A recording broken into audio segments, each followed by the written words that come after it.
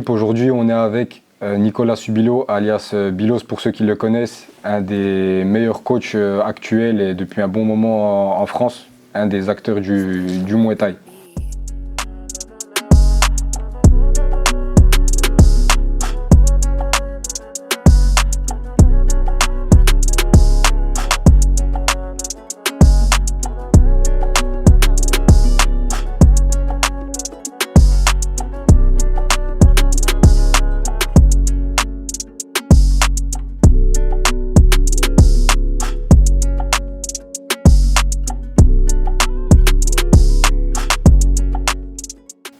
Bilos, comment tu vas? Ça va, tranquille. Bien? Ça va. T'as fait bonne route? Ça va, très bonne route. Bilos, déjà merci d'avoir accepté l'invitation pour l'interview. Bah, c'est avec plaisir. C'est un plaisir de t'avoir là parce que comme je te le disais tout à l'heure, je trouve qu'en France déjà en termes de médiatisation au niveau des sports de combat, c'est déjà pas terrible.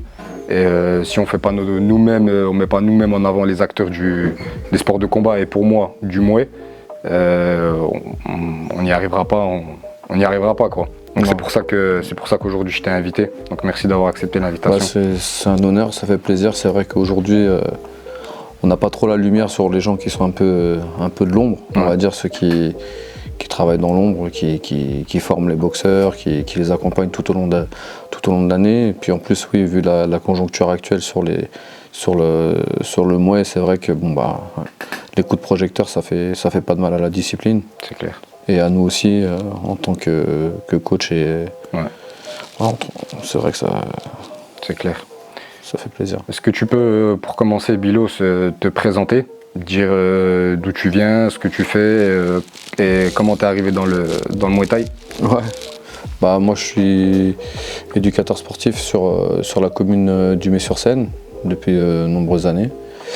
Et en parallèle, j'ai monté le club depuis maintenant, ça va faire 23 ans. En juillet, ça fera 23 ans que j'ai monté la structure.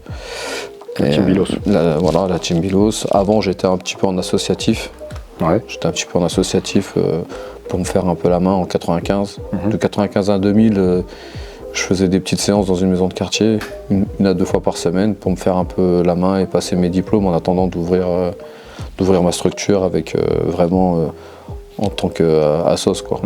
Donc du coup je me suis fait la main vite, voilà, tranquillement. J'avais commencé à monter une petite équipe et puis après voilà, en 2000 on a créé le club et on s'est lancé. Mais du coup, toi, t'es arrivé comment, entre guillemets, dans le Muay Thai, et si je dis pas de bêtises, parce que je m'étais renseigné un peu, t'as aussi été pratiquant avant d'être coach, donc est-ce que tu peux nous parler un peu? Je pense que c'est la base, il faut pratiquer avant de... Bah oui, c'est pour mieux maîtriser le sujet, t'as pas le choix. En fait, moi, j'étais dans ma ville où j'habite, là, dans le 77, il n'y avait pas de club de Muay dans les alentours. Donc en 92, il y avait un petit club de kick. Moi j'étais pas encore, j'étais jeune, mais c'était pas ça que je voulais faire à la base. Moi en fait, c'est un délire parce que j'avais déjà fait une interview avec, je crois que c'était avec l'Agdar, Journal du Muay. Et en fait, comme tout le monde, on a tous regardé Kickboxer avec Jean-Claude Van Damme, tu vois. Et en fait, je regardais le film et tout, et à un moment il y a un petit passage où il va dans un camp de Muay, tu vois, en Thaïlande. Tu vois, je dis, ah ouais, non, c'est ça, il faut que je fasse. Tu vois, c'était à l'époque, il cherchait Tempo, tout ça, des bars. Et quand j'ai vu ce petit passage-là, j'ai dit, ah ouais, non, c'est ça qu'il faut que je fasse. Et après, t'as vu, nous à l'époque, il n'y avait pas les réseaux sociaux, il n'y avait pas Facebook, tout ça. Donc on avait juste Karaté Bushido, tu vois. Donc je faisais de Karaté Bushido, et à la fin de Karaté Bushido, t'as vu, t'avais un panneau publicitaire avec tous les clubs sur Paris, tu vois. Et moi, tu as vu, il fallait que, comme j'étais jeune et tout, tu vois, mes parents n'étaient pas trop chauds pour me laisser partir sur Paname et tout, parce que je suis quand même à 3/4 d'heure en train, tu vois. 77, c'est ça? Ouais, 77, j'étais à 3/4 d'heure de Paris en transport, tu vois, donc ils n'étaient pas très chauds pour me lâcher, tu vois. Donc ce que j'ai fait, j'ai regardé le club le plus près de Gare de Lyon, en fait. Parce que c'était le club qui était le plus proche de chez moi, tu vois. Vraiment un club, tu vois, je voulais vraiment du moins pur, quoi, tu vois. Je voulais pas aller dans un club où, tu vois. Ça mélange un peu les... Et j'ai atterri chez André Zitoun, tu vois. Ouais. J'ai atterri chez André Zitoun, et puis de là, je suis resté, je sais pas, j'ai dû rester plus d'une dizaine d'années à ses côtés, tu vois. Ouais. J'ai boxé, il m'a fait boxer en France, en Italie, en Espagne. T'as eu un parcours d'amateur seulement ou Non, t'es passé aussi en pro? Non, moi, t'as vu, c'était à l'ancienne, nous, il n'y avait pas d'amateurisme, t'as vu, ouais. nous, tu vois, il n'y avait pas de ça, nous, c'était sans protection directe, classé 3x3, on y va, c'est parti, tu vois. Donc j'ai fait quelques petits charbons, André nous envoyait au charbon, Ouais. direct, à Saint-Ouen, RMB chez Rachid, j'ai boxé. J'ai boxé un petit peu aussi en province. J'ai fait champion de France, là, j'avais battu Olivier Tchétché en finale. Champion de France, j'ai boxé Olivier Tchétché, j'ai boxé des Farid Kider, j'ai boxé Rachid Kabouri, j'ai rencontré des boxeurs qui, par la suite, après, sont devenus quand même des grands champions, tu vois. Et voilà, après, moi j'ai eu une grosse blessure. J'ai eu une grosse blessure sur le dessus du pied, du coup, en fait, à chaque fois que je mettais des coups, j'avais le pied qui gonflait, et après, comme j'étais en parallèle dans l'associatif, je commençais déjà. Après, j'ai fait les deux, puis après, tu es obligé de faire un choix, quoi, tu vois. Tu peux pas tout faire, en fait. Si tu veux vraiment te consacrer à quelque chose, tu peux pas. Sinon, tu vas faire mal, tu vois. Donc, je suis parti, dans l'associatif, tu vois, direct. Mais comme tu dis, ça t'a quand même servi et c'était presque un passage obligé dans le sens où si tu veux prendre en main des personnes, les coacher, les amener à un certain niveau, il fallait savoir un peu de quoi tu parles. Bah déjà, tu as vu, moi j'atterris chez André. En parallèle, en plus, j'allais au Phoenix tourner avec Farid parce que j'ai connu Farid sur un passage de diplôme, tu vois. On passait le DIF à l'époque, je crois que c'était en 99, on passait le DIF. Et c'est là-bas que je l'ai rencontré, on s'est liés d'amitié et tout. Et après, tu vois, on a accroché, tu vois. Et moi, il m'invitait souvent chez lui au Phoenix pour mettre les gants et tout.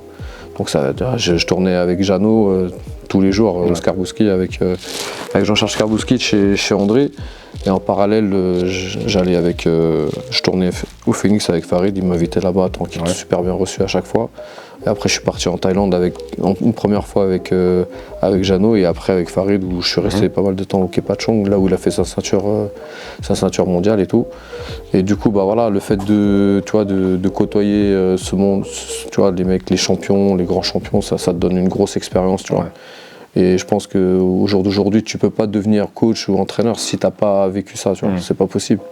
Tu peux pas ressentir déjà ce que ressent le combattant. Tu vois. Si t'as pas boxé, tu peux pas savoir ce qu'il ressent. Parce que on parle du combat, mais il y a un combat que les gens ils sous-estiment, c'est celui du vestiaire au ring, tu vois. Mental. Ah oui, c'est déjà un gros combat, tu vois, de faire ce passage-là, tu vois. Donc, et ça, avec l'expérience, déjà avec les combats, plus les boxeurs que tu fréquentes, les champions que tu fréquentes, ça, t'apprends beaucoup, tu vois. C'est pour ça que je les remercierai jamais assez, tous ces, que ce soit Jeannot ou Farid qui m'ont... Des pionniers du Muay Thai en France. Hein. Ouais, carrément. Est-ce que quand tu as basculé totalement, entre guillemets, du côté entraîneur, on va dire, est-ce que tu avais déjà une vision à long terme de ce qu'allait devenir ton club? Est-ce que tu avais déjà des objectifs personnels? Ou est-ce que tu as lancé ça un peu en mode je le fais pour le plaisir pour le moment? Non, franchement, alors, en tout cas, dans les objectifs du club, c'est vrai que j'étais plus axé sur le compétitif. Le compétitif. Voilà, c'est beaucoup ça qui me branchait, tu vois. C'est ça qui me donnait l'envie, c'était de former des mecs. Tu vois. C'était vraiment le fight, le combat, former des mecs pour boxer, tu vois. Après, ça allait me mener là où ça allait me mener. Tu vois, au fur et à mesure, de toute façon, tu vois comment ça se passe. Hein.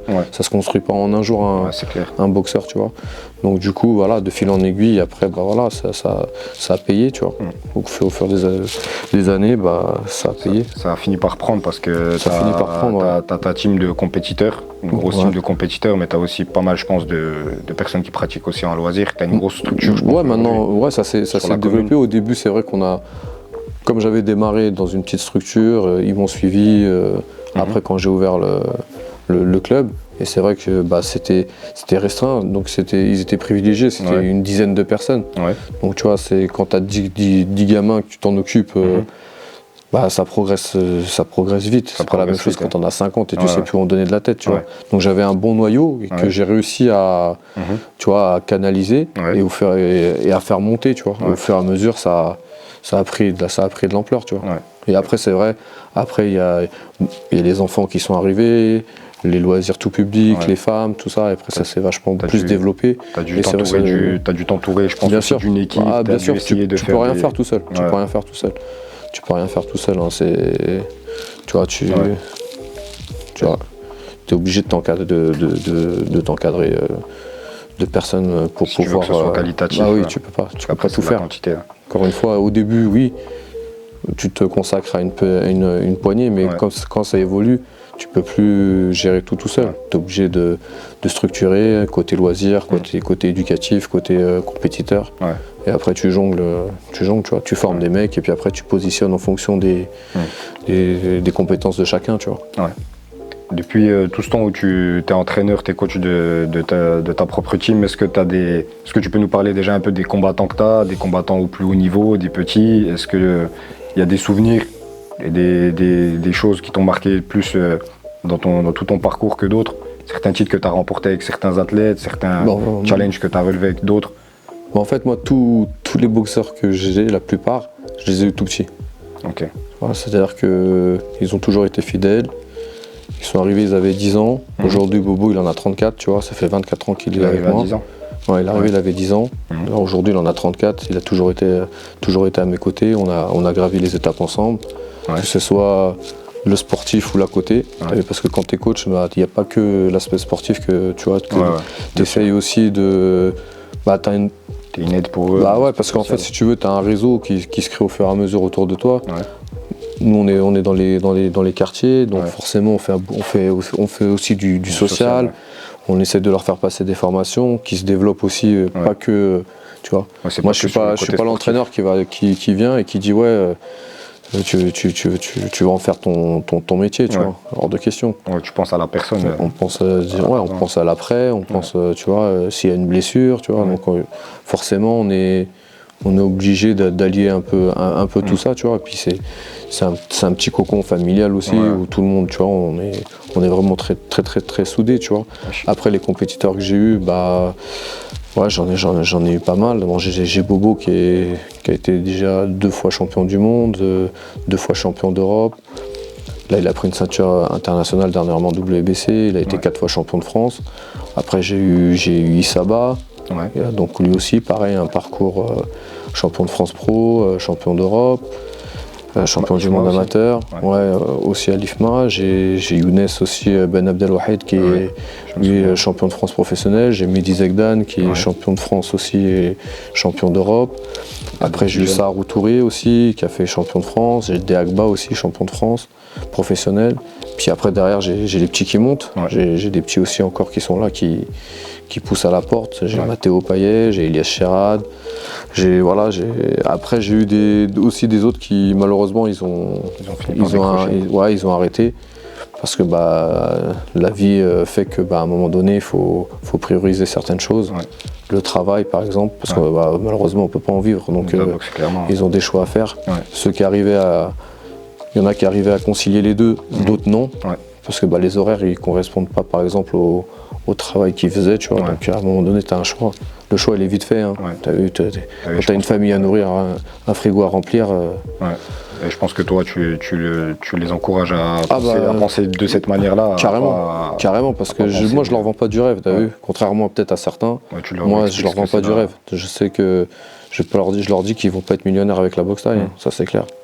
Tu vois, ça reste quand même une passion. Nous on essaye de leur transmettre ça. Mais les valeurs aussi, parce que tu as vu, mine de rien, c'est un sport qui est très très dur, avec de très bonnes valeurs. Et je pense que c'est l'école de la vie, la boxe, tu vois. Donc ça leur apprend plein de choses, tu vois. Et après, ça peut leur servir dans leur métier plus tard, ou quoi, tu vois. Tout à l'heure, tu parlais du fait que la plupart des combattants que tu as eus, tu les as eus depuis tout petit. T'as évolué, vous avez évolué ensemble. D'ailleurs, ça me fait penser, je pensais la dernière fois, je crois que tu fais partie des seuls clubs entre guillemets où j'ai jamais vu des combattants monter chez toi et puis après partir, pas dire que ça se déchire, mais ça part un peu à droite à gauche. On voit que tu as quand même une certaine relation avec tous t'es combattant et que vous avez un club qui est très... bon, il y en a qui disent que vous êtes que entre vous, etc. Mais moi, je trouve ça, c'est une bonne chose. Et je pense que ça se voit que tu penses aussi à la personne en elle-même, parce qu'au final, tu réussis à créer cette chose où tes combattants, ils sont avec toi du début à la fin. C'est ça. Parce que on voit qu'il y a des clubs où voilà, il y a des mecs qui boxent un petit peu, après ils vont à droite, après ils vont à gauche. Toi, je trouve que c'est pas ton cas dans ton club. C'est pas le cas parce qu'en fait, on essaye de... Comment dire ? On essaye de satisfaire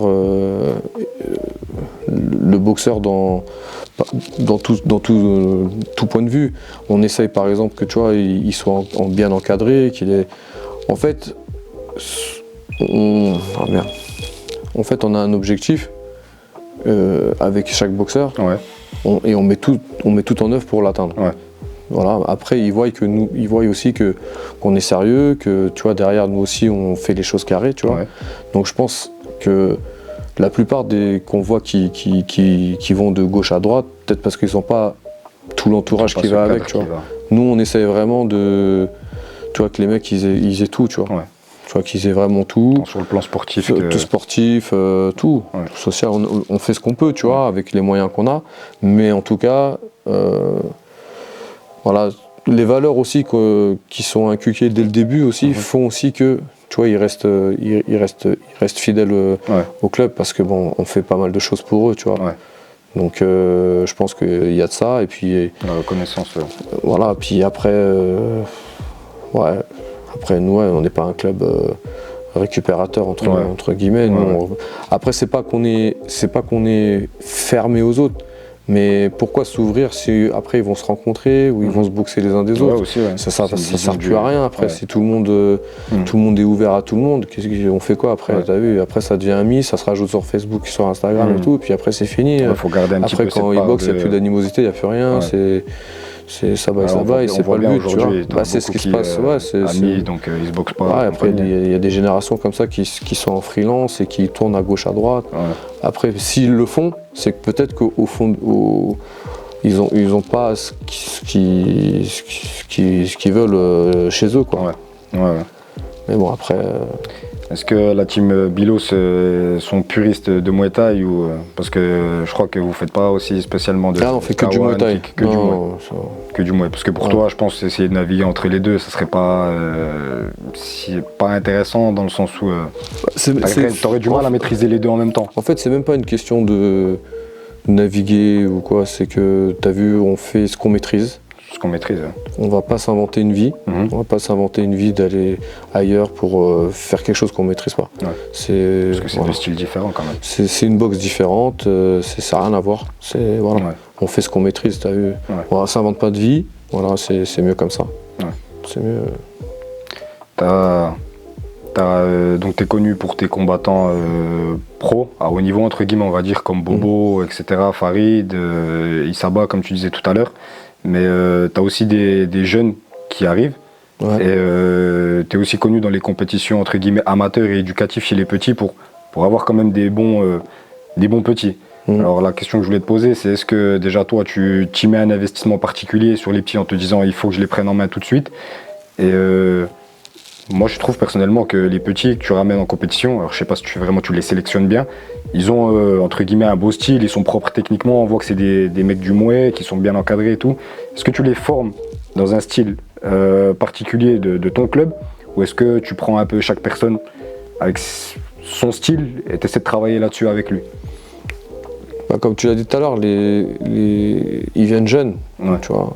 Les petits, c'est des éponges. Ça veut dire que voilà, comment la pédagogie que tu vas leur mettre en place, comment tu vas leur enseigner les choses, ils te le redonnent directement, tu vois. Après, la sélection, elle se fait naturellement, j'ai envie de te dire, parce que après, t'as vu, t'as des gamins, ils vont mettre plus de temps que d'autres à assimiler certaines techniques. Mais généralement, c'est vrai que c'est des éponges et que ça va très très vite. Mais j'emmène jamais un gamin qui vient d'arriver et qui débute. Non, c'est pas dans mes méthodes de travail, c'est pas dans mes habitudes. Moi, je préfère qu'il soit vraiment technique avant de l'envoyer quelque part, sinon ça n'a aucun sens, tu vois. Et justement, au niveau de la technique, est-ce que toi tu les formes dans un style particulier de ton académie? Comment toi tu vois la boxe et ton style être fimeux, ouais. ou est-ce que, comme je te disais tout à l'heure, tu prends les qualités entre guillemets de chaque, t'en as un qui va être plus sur les points, plus sur les jambes, et tu vas travailler avec eux sur ça? En fait, c'est un tout. C'est un tout, en fait. Parce que t'arrives, t'as une page blanche en face de toi. Ouais. Ensuite, tu as vu ce qui se passe au fur et à mesure des années, c'est que les gamins, ils prennent leur caractère, ils ont leur caractère aussi, ils ont leur vécu aussi, Ouais. tu as vu. Et t'en as qui, tu vas construire un ensemble avec tout ça. Ouais. C'est une symbiose qui se crée. T'en as, t'as vu, ils ont vécu un petit peu, c'est un peu dur. Donc tu vas voir qu'ils sont un peu, ils sont durs. Ouais. Donc c'est vrai que ceux-là, tu vas pas les rendre mous, tu vois, tu vas pas les rendre fimeux, alors que tu sais que voilà, c'est des mecs, tu vois, donc tu vas travailler. Tu t'adaptes un peu à la personne. C'est une adaptation. Ouais. C'est une adaptation. Après, je vais pas te mentir, le socle, les fondations, c'est fimeux, c'est technique, c'est sûr. Parce que c'est ce qu'on aime, nous, la belle boxe, tu vois.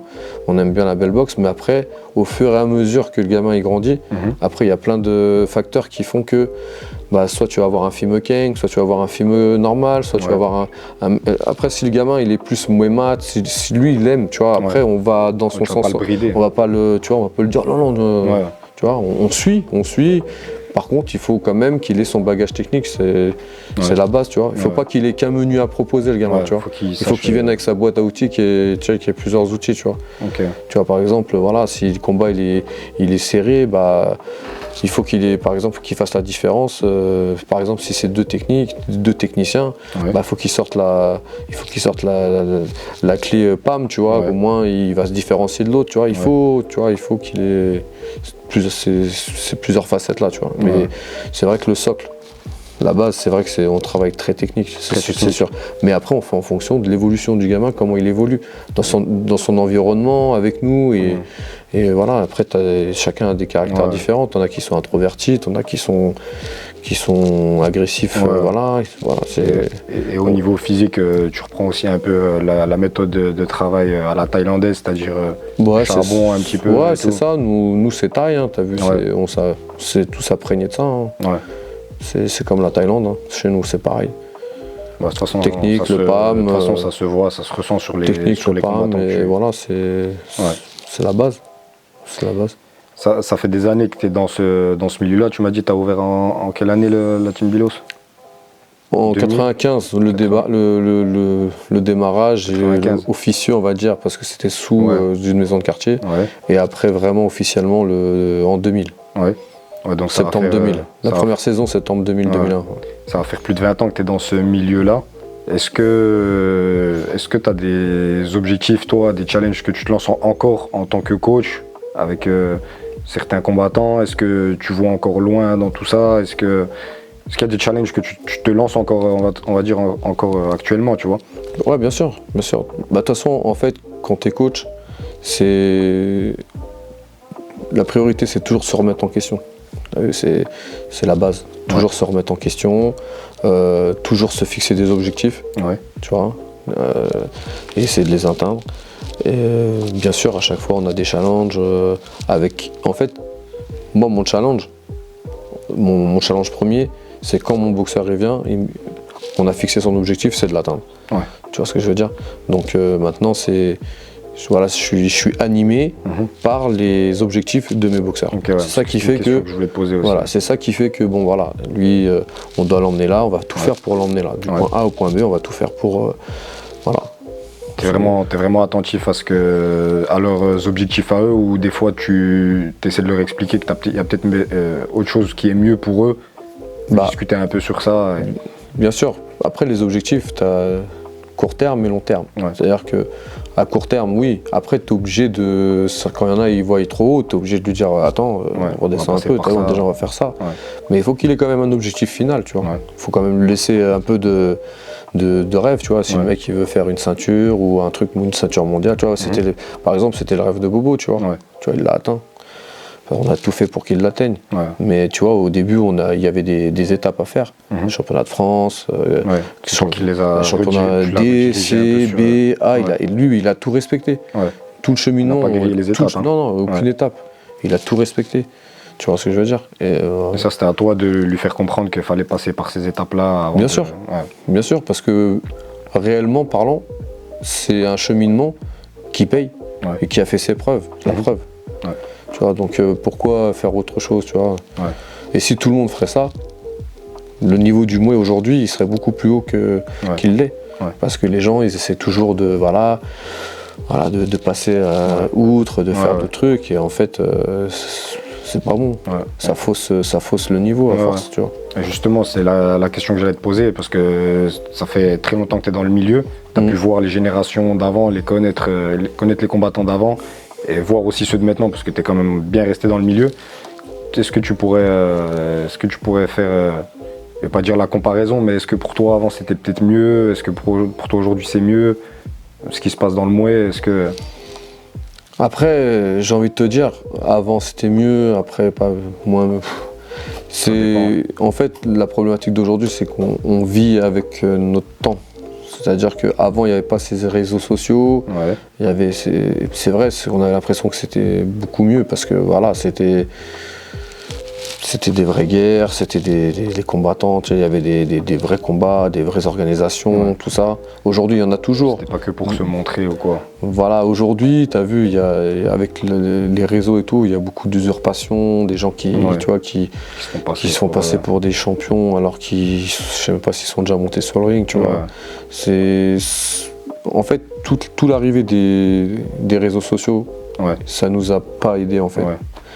Ça en a aidé certains pour rechercher des sponsors et tout, c'est vrai. Parce qu'on va pas non plus que bannir ça, mais ça peut aussi aider. Mais ça a trop mis de strass et paillettes au truc, tu vois. Ça a un peu tué notre discipline, on va dire. Malheureusement. Et au niveau des combattants, les combattants par exemple, avant ils étaient réputés pour être assez vraiment durs et peut-être pas beaucoup techniques, qu'aujourd'hui peut-être c'est un petit peu l'inverse. Est-ce que tu partages un peu cette vision? C'est une vision générale, c'est une bonne vie, c'est une raison réelle, c'est le cas. C'est-à-dire que dans les années un peu 80, 90, 95, on avait des mecs qui allaient vraiment au charbon, les Joe Prestia tu vois, Joe Prestia par exemple, on est la preuve où c'était vraiment des mecs, ils allaient au charbon contre des tailles de ouf, tu vois, alors qu'il n'avait pas les techniques, tu vois, c'était pas ça, mais il avait le cœur.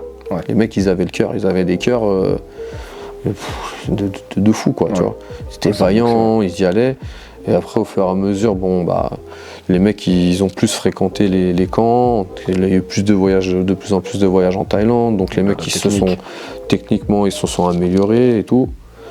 Et là, après, on a vu des mecs vraiment bien, tu vois, à l'époque des Farid Villaume, Stéphane Nikema, Jean-Charles Skarbowski, Totov et compagnie. Là, tu commençais à avoir quand même des mecs avec un Danny Bill, avec un bon panel technique. Voilà. Puis après, après, il y avait la génération des Fabio Pinca qui nous a régalé aussi, tu vois. Quand tu regardes encore le combat Pinca-Bovi, t'as compris. Et puis après, c'est devenu plus technique et moins agressif. Moins agressif, moins fin. La fin, elle est plus trop là, quoi. Ça, j'ai envie de te dire, ça va avec l'air du temps. Aujourd'hui, les gamins d'aujourd'hui, par rapport aux gamins d'avant, ils ont plus la même dalle, tu vois. Ils sont un peu plus. Donc ça va avec, fragiles, en fait, ça va avec ce qui se passe. Et puis tu as vu, le Covid, il nous a pas aidés. Pendant 3 ans, les gamins, beaucoup qui ont été confinés, qu'est-ce qu'ils ont fait? Netflix, les séries, les jeux vidéo, ça les a lobotisés, et puis après ils sont en surpoids, et tu les récupères à la salle, tu vas leur donner tu vas durcir un petit peu, ils vont être perdus, ils vont arrêter, parce que tu vois, on a perdu une grosse génération là. Il y en a qui ont réussi à... Il y en a certains qu'on a réussi à tenir, mais on en a perdu beaucoup, je pense. On en a perdu beaucoup, puis on va le payer sur les années à venir. Là, parce que là, tu as vu, la nouvelle génération, c'est qui? C'est compliqué, tu vois. C'est vrai. La Fabio l'arrête derrière, toi qui? T'as peut-être quelques personnes en France qui sortent un petit peu du lot. Mais si tu les comptes sur une poignée de main, tu vois, c'est pas ouf. Il y en a. Peut-être que le fait qu'on passe maintenant dans le cadre des JO, sportifs de haut niveau, peut-être ça va motiver plus d'un. Peut-être ça va relancer. Après, ce qui voilà, y a un gros travail là-dessus de la FFK-MDA qui a réussi à avoir le statut de sportif de haut niveau. Ouais. Donc peut-être dans les années à venir, ça va relancer notre discipline avec l'arrivée des JO peut-être. Ouais.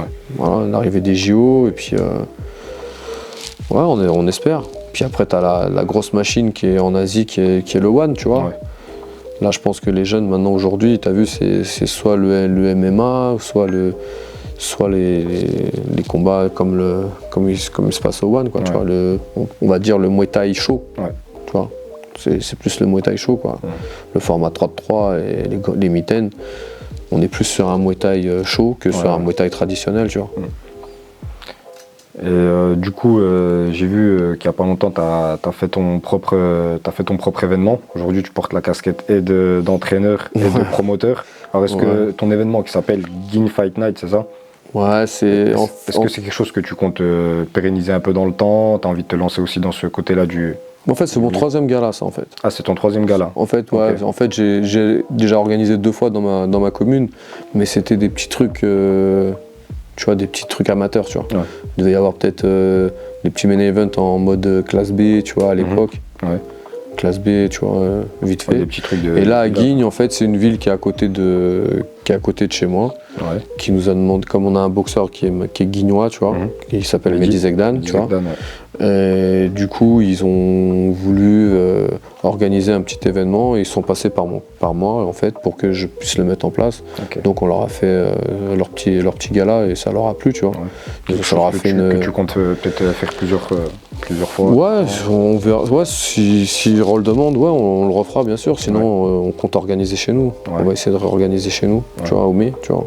On va essayer. C'est pas facile, mais on va essayer. Juste avant de finir, Bilos, est-ce que toi, dans le milieu du Muay et peut-être plus largement les sports de combat, tout ça, est-ce que tu avais eu des sources d'inspiration particulières, des combattants, des personnes qui t'ont vraiment, donné l'envie de lancer en tant que combattant, en tant que coach, etc. Bien sûr. Des sources d'inspiration françaises, taille. Mes premières sources d'inspiration, c'était Jean-Charles et Farid, tu vois, parce que tu vois, tu les regardes, tu as vu, tu les côtoies, puis en plus tu les vois. Tu les vois, comment dire, évoluer et tout, tu partages pas mal de choses avec eux, donc c'est vrai que c'était vraiment fort. Puis après tout ce qui est taille, tu vois, la Thaïlande, les boxeurs thaï, t'as vu, c'est... Des combattants en particulier que t'aimes bien, technique et tout? Ouais, bah, tu sais, il y en a une panoplie, mais après les nouveaux qui sont dans le circuit actuellement, bah ouais, les Tawanchai, tu vois. Tawanchai, ça c'est ma cam, tu vois, Phil King, tu vois, c'est du très très lourd. Puis après, tu as les anciens aussi, tous les anciens qu'on a pu, à l'ancienne carrément, les Sac Moncol, les Samcor, les Yod Sankla et tout ça, bien sûr. C'est des sources d'inspiration. C'est des sources d'inspiration, voilà, les Senchai, voilà, un peu comme tout le monde, tu vois. Tous ces boxeurs-là qui boxent encore actuellement d'ailleurs, qui nous ont fait rêver, tu vois. Bien sûr. Ça marche. Bilos, merci à toi d'avoir répondu présent pour l'interview. Comme je le rappelle, tu n'es pas un combattant actuel, etc. Mais tu fais partie des acteurs du Muay. Et je pense que c'est bien de mettre en avant autant les combattants que ceux qui les forment. Donc merci à toi d'avoir répondu présent. Et peut-être si tu as un dernier mot pour les jeunes. En tout cas, déjà, merci de m'avoir reçu, de faire cette interview. Ça fait plaisir de nous mettre à l'honneur. Parce que c'est vrai que les coachs, généralement, c'est un peu plus dans l'ombre, tu vois. Mais bon, ça nous va aussi, hein, tu sais. Ouais, je pense que la plupart, ils ne cherchent pas forcément la gloire, entre guillemets. Nous, ce qui nous fait plaisir, c'est que le gamin réussisse. C'est ça notre plaisir, notre fierté. Après, d'être derrière les caméras, on s'en fout. Je pense que ça reste un petit peu, entre guillemets, important et intéressant dans le sens où autant il y a des combattants qui vont prendre exemple sur d'autres combattants plus grands, entre guillemets, et tu as des coachs aussi qui se lancent, qui lancent leur structure, qui peuvent aussi prendre exemple et s'inspirer de ce qui se fait les Mike Gym, les choses comme ça. Bien sûr. Parce que t'en as qui cherchent à savoir c'est quoi un peu la recette, le produit et tout ça. Ouais. La recette, c'est le travail. Hein. C'est le travail, l'assiduité, c'est d'être à l'heure à l'entraînement, de respecter les consignes, les valeurs, tu vois, de leur donner toutes les valeurs qui sont liées à la discipline. Et puis voilà, c'est ça. Hein. Ouais. Le travail. Il n'y a que ça qui paye aujourd'hui. Parce que généralement, avant, tu vois, t'arrivais à t'en sortir en étant juste fumeux. Ouais. Tu vois, t'arrivais un peu à t'en sortir. Ouais. Tu t'arrivais à bricoler en étant juste fumeux. Ouais. D'ailleurs, les fumeux sont connus pour être des feignants, tu vois. Ouais. Mais aujourd'hui, maintenant, les méthodes de travail, elles font que bah, tu vas pas avoir un mec fumeux, mais qui va être acharné de travail. Ouais. Et ben, il va te mettre dans le rouge et t'as vu, c'est pour ça qu'il faut absolument travailler. Il faut pas s'endormir sur ses acquis, tu vois. Il faut toujours essayer de performer. Okay. Travail, c'est tout. Ça marche. Voilà, c'est le conseil que je peux donner à la nouvelle génération, c'est ça. Merci à toi, Bilos. Merci pour l'interview. T'en prie, avec grand plaisir.